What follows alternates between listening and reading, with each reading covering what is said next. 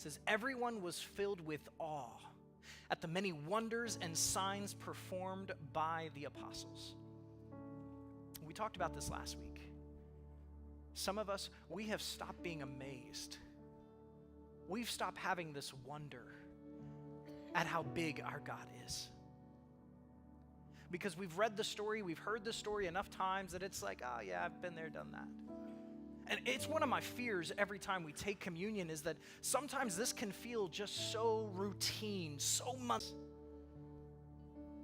that there was a man named Jesus who cared enough about you that he was willing to lay down his life.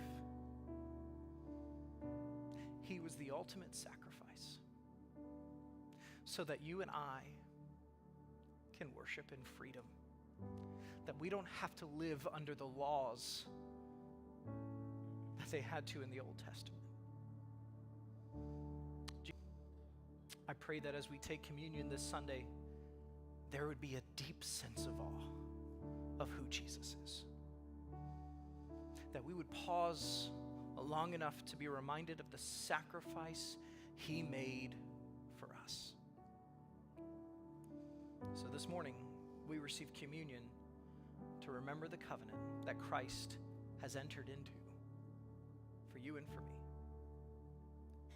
In 1 Corinthians chapter, he was betrayed, took bread, and when he had given thanks, he broke it and said, "This is my body, which is for you.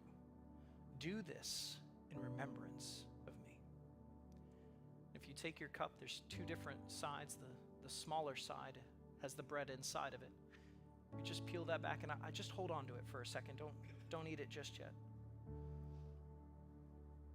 This is a reminder to us, before you consume this bread,